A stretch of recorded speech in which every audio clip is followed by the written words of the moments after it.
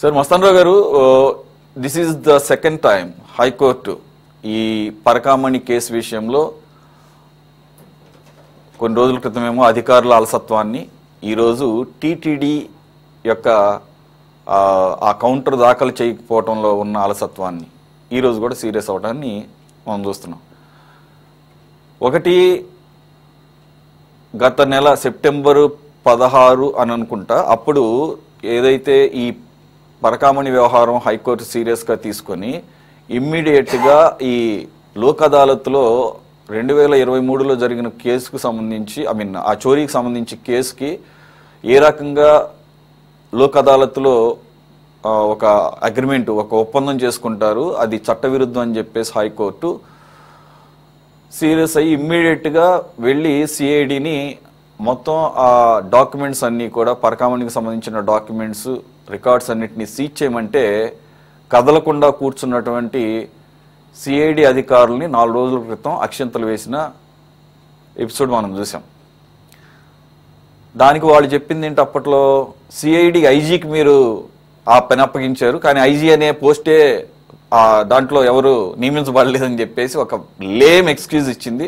దానికి కూడా లేనప్పుడు వెంటనే మా దగ్గరికి రావాలి కదా అని చెప్పేసి చురకలు వేస్తే ఆ రోజు ఆగమేఘాల మీద వెళ్ళి రికార్డుల్ని సీజ్ చేసింది. కానీ ఆ రకంగా అక్షింతలు వేస్తూనే మళ్ళీ ఈ మాట కూడా ఉంది, అసలు ఈ పాటికే అక్కడ సాక్ష్యాధారాలు ఇవన్నీ కూడా ట్యాంపరింగ్ జరిగిపోయి ఉండొచ్చేమో, అసలు మీరు ఎందుకు ఇలా సహకరిస్తున్నారు అక్కడ పరకామణి వ్యవహారంలో అని పోలీసుల్ని, సిఐడిని, అలాగే ఇప్పుడు సీజ్ చేసిన ఉపయోగం ఉంటుందో లేదని సాక్షాత్తు హైకోర్టే వ్యాఖ్యానించిన నేపథ్యం. సరే, మొత్తానికైతే వెళ్ళారు, సీజ్ చేశారు. మరి టీటీడీ దీనికి సంబంధించి కౌంటర్ దాఖలు చేయాలని కూడా అన్నట్టుంది. మరి ఇప్పటి వరకు కౌంటర్ దాఖలు చేయకపోవడాన్ని ఎలా చూడాలి సార్? అంటే ప్రభుత్వాలు మారినా కానీ ఈ మొత్తం వ్యవహారంలో అందరి యొక్క పాత్ర ఏమన్నా ఉందా?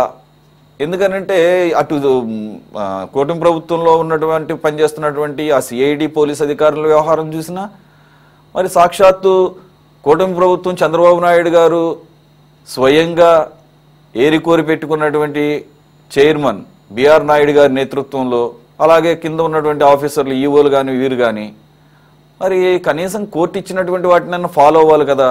ఎందు గురించి ఈ రకంగా వాళ్ళు టైమ్ అండ్ అగైన్ ఆగ్రహానికి గురి కావడానికైనా సిద్ధపడుతున్నారు, కానీ ముందు కదలకపోవటాన్ని అంటే ఏంటంటే ఖచ్చితంగా వాళ్ళు ఒక కొల్లుడయ్యారని చెప్పేసి ఏమైనా భావించాలా దీన్ని బట్టి సార్? సార్, గుడ్ ఈవినింగ్ అండి. సిటీ ఛానల్ ప్రేక్షకులకు, అదేవిధంగా ప్యానెల్లో ఉన్న పెద్దలకు, మీకు కూడా. ఇప్పుడు తిరుమల తిరుపతి దేవస్థానానికి సంబంధించి పరకామణిలో అక్కడ రవికుమార్ వ్యవహరించిన తీరు, ఆ తర్వాత అది అప్పుడున్న పెద్దలు ఎవరైతే టీటీడీ బోర్డులో పెద్దలు ఉన్నారో వాళ్ళు ఆయనతో ఆస్తులు రాయించుకున్న వ్యవహారం, తర్వాత లోక్ అదాలత్లో అది నిబంధనలకు వ్యతిరేకమైనప్పటికీ లోక్ అదాలత్ దాన్ని ప్రవేశపెట్టి రాజీ అనేది చేయటం, అతను కనీసం పనిష్మెంట్ కూడా ఇవ్వకపోవటం అతనికి, ఇవన్నీ చూస్తే దీని వెనకాల ఖచ్చితంగా చాలా మంది ఇన్వాల్వ్ అయి ఉన్నారనేది ఇక్కడ స్పష్టం అవుతుంది. ఎందుకంటే 2023 ఏప్రిల్ 29వ తారీఖున ఆయన తిరుమలలోని పెద్ద జిఎం గారి మఠం, దానిలో క్లర్క్ గా రవికుమార్ పనిచేస్తా ఉన్నారు, ఆ మఠం ప్రతినిధిగా ఉన్నారు. దానిలో భాగంగా అతను పరకామణిలో ఈ లెక్కించడానికి వచ్చాడు. అప్పుడు ఏమైంది, అక్కడ ఎవరైతే డ్యూటీలో ఉన్నారో ఈ తనిఖీ చేసే చంద్ర అనే ఒక అధికారి, ఇతని మీద అనుమానం వచ్చి ఇతన్ని చెక్ చేశారు. చెక్ చేసినప్పుడు అక్కడ అతని దగ్గర డాలర్లు పట్టుబడ్డాయి. $100 ఆయన అక్కడి నుంచి తీసుకెళ్తున్నట్టు హుండీలో వేసిన దాన్ని లెక్కేస్తూ అనే దీంతో అతను ఏదో స్పెషల్ పాకెట్ ఒకటి కుట్టించుకున్నాడు ఒక పంచెలో, దానిలో అది పట్టుబడ్డారు. పట్టుబడితే ఇది ఫస్ట్ టైం చేస్తున్నాను, నేను చాలా నుంచి ఇక్కడ చేస్తా ఉన్నాను, ఇది ఫస్ట్ టైం గా వదిలేసేయండి అని చెప్పేసి బతిలాడితే దాన్ని అప్పుడు చీఫ్ విజిలెన్స్ అధికారి దృష్టికి తీసుకెళ్ళటం, ఆయన తిరుమలలో తిరుమలలో 1 టౌన్ పోలీస్ స్టేషన్ ఉంది, దానిలో కంప్లైంట్ చేసిన పరిస్థితి అయితే ఉంది. సో యాక్చువల్గా ఏంటంటే అక్కడ వరకు బాగానే జరిగింది. అంటే ఒక ఒక దొంగతనం జరిగితే ఒక సిబ్బందిగా ఉన్న వ్యక్తి ఈ విధంగా పట్టుకోవటం ఇదంతా కూడా చట్టపరంగా బాగానే జరిగింది. సో ఆ తర్వాతే ఈ ఈ రాజీలు లేకపోతే అతని ఆస్తులు రాయించడాలు, అసలు రాజ్యాంగం అనేది ఇక్కడ అమలు కాదు. కేసు నమోదైన వరకు జరిగిన రాజ్యాంగ విధులన్నీ కూడా ఆ తర్వాత ఎందుకు అక్కడ పక్కతో పట్టాయి అనేది దానిలోనే ఒక కీలకమైన అంశం ఇమిడి ఉందనేది మనం గ్రహించచ్చు.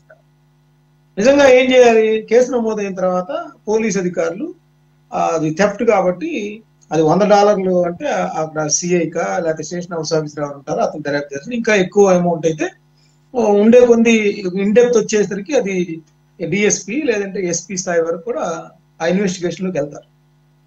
అప్పుడు ఏమైంది? యాక్చువల్ గా అక్కడ వరకు ఇంటర్నల్ గా చేశారు కానీ ఎక్కడ రిటర్న్ గా రాలేదు. ఇంటర్నల్ గా చేసినప్పుడు ఏంటి, ఇతను ఇట్లా కోట్ల రూపాయలు ఈ విధంగా దారి మళ్లించాడు అనేది వాళ్ళు ఐడెంటిఫై చేశారు. అతను మరి ఒప్పుకున్నాడా లేదా ఆ కుటుంబ సభ్యులందరూ కలిసి ఎందుకు ఇతను పట్టుబడదాం అనుకున్నారో తెలియదు. కానీ ఆ తర్వాత అతను వాళ్ళ ఆస్తులు ఎక్కడైతే వేరే వేరే ప్రాంతాల్లో ఉన్నాయో, చెన్నైలో అని ఇంకెక్కడ ఉన్నాయో అవన్నీ కూడా తిరుమల తిరుపతి దేవస్థానానికి రాసిచ్చినట్టుగా తర్వాత కనుగొన్నారు, రాయించారు. ఆ తర్వాత ఏంటి, లోక్ అదాలత్ లో ఈ సిబిఎస్ ఎవరైతే చీఫ్ విజిలెన్స్ ఆఫీసర్ ఉంటారో అతను రవికుమార్ కలిసి లోక్ అదాలత్ లో రాజీ చేస్తారు. అసలు రాజీ చేయడానికి అవకాశం లేదు అక్కడ. నాకున్న సమాచారం ప్రకారం ఇట్లాంటి వ్యవహారాల్లో రాజీ చేయడానికి ఏమాత్రం అవకాశం లేదు. ఒకటి. రెండోది ఏంటంటే అసలు తిరుమల తిరుపతి దేవస్థానంలో బోర్డు అనేది ఎగ్జిక్యూటివ్ బాడీ, అది 2 ఏళ్ల కాలానికి పరిమితం అయింది. వాళ్ళు ఎంతవరకు ఇన్వాల్వ్ అవ్వాలి? ఈ తిరుమల తిరుపతి దేవస్థానంలో అవకతవకలు జరిగితే దానికి సంబంధించి మన రాష్ట్ర ప్రభుత్వానికి తెలియజేయాలి, ఆ తర్వాత అక్కడ ఉన్న పోలీసులకు కానీ మన వ్యవస్థకు కానీ తెలియజేయాలి. అలాంటిది వాళ్ళు ఎక్కువ ఇన్వాల్వ్ అయ్యి రవికుమార్ కుటుంబ సభ్యులతో మాట్లాడి మీరు దీనిలో నుంచి పెద్దగా శిక్షణ ఎదుర్కోకుండా అంటే మీ ఆస్తులన్నీ ఇక్కడ రాసేస్తే బాగుంటుంది అంటాం. ఆ తర్వాత ఆస్తులు రాసేసేయటం, ఆ రాసిన నేపథ్యంలో లోక్ అదాలత్లో రాజీ చేయటం.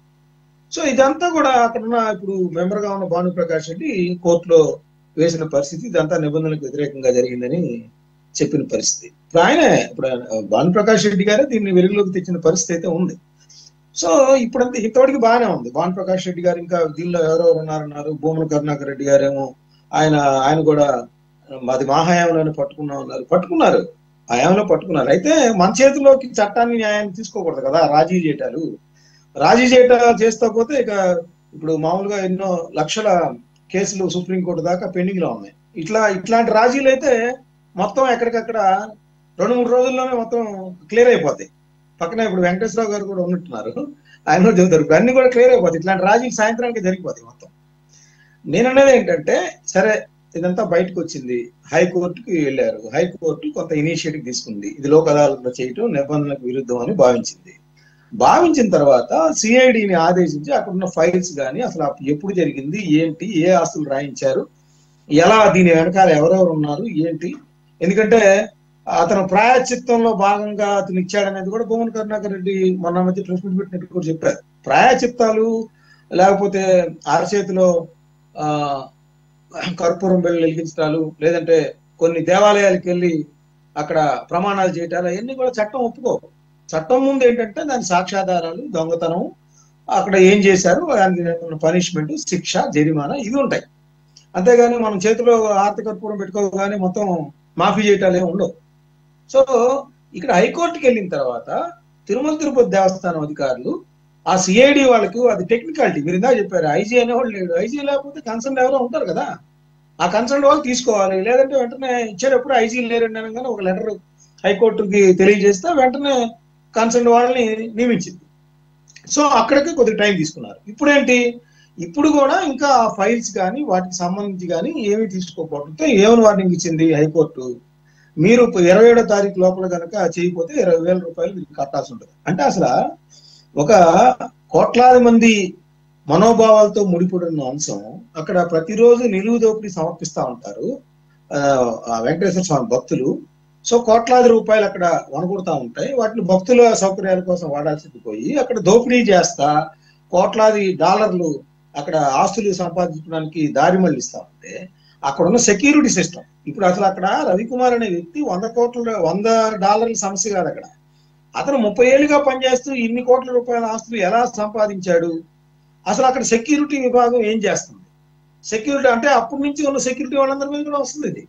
ఆ తర్వాత రాజీ చేశారు కాబట్టి ఎవరైతే చైర్మన్ గా ఉన్నారో ఆ చైర్మన్ గా ఏం పని అసలు రాజీ చేయడానికి, వాళ్ళు పిలిపించడానికి వాళ్ళ దగ్గర జరిగింది ఏంటి, వాళ్ళు ఆ రాజీలో ఇన్వాల్వ్ అయిన వ్యవహారం ఏంటి, అసలు రాజీ చేయమని వాళ్ళకి ఎవరు చెప్పారు, అసలు రాజీ చేయొచ్చా? మన భారత రాజ్యాంగం ప్రకారం ఈ ఆస్తులు కానీ దొంగతనం చేసిన వాళ్ళు దొంగలు కనుక మనకి ఇచ్చేస్తే అని పంపించేసేయచ్చా?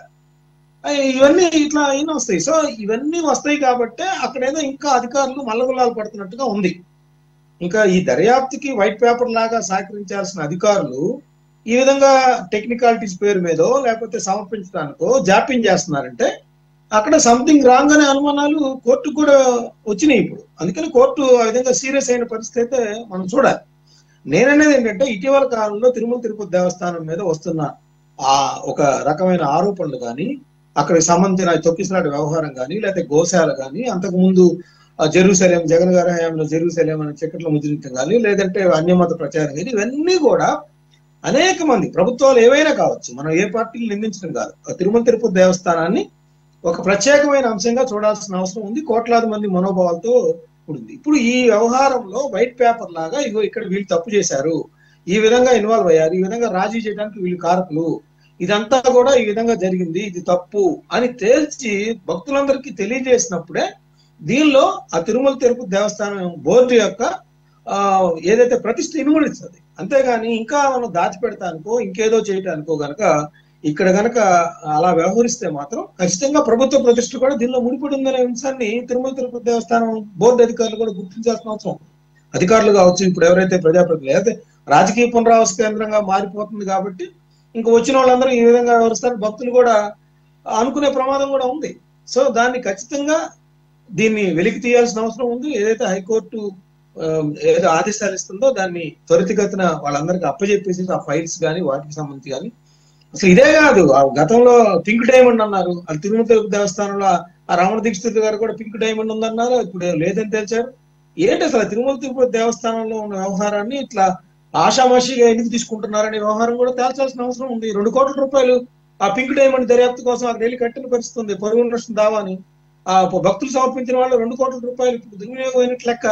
ఎవరు కడతారు వాళ్ళు? ఆ రాజకీయ నాయకులు వాళ్ళ పబ్బం కట్టుకోవడానికి వాళ్ళ ప్రతి విమర్శల కోసం భక్తులు స్వామివారికి సమర్పించిన వాటిలో 2 కోట్ల రూపాయలు ఇవ్వాల్సి వచ్చింది. అసలు పింక్ డైమండ్ లేదని తేల్చారు ఇప్పుడు. సో ఆషామాషిగా తీసుకోవద్దు తిరుమల తిరుపతి దేవస్థానానికి సంబంధించి. ఖచ్చితంగా అది వైట్ పేపర్ లాగా జరగాలి. నిందితులు ఎంత పెద్దవాళ్ళైనా కూడా దానిలో ఇన్వాల్వ్ అయి ఉన్న వాళ్ళందరినీ కూడా బయట పెట్టాల్సిన అవసరం అయితే ఉంది.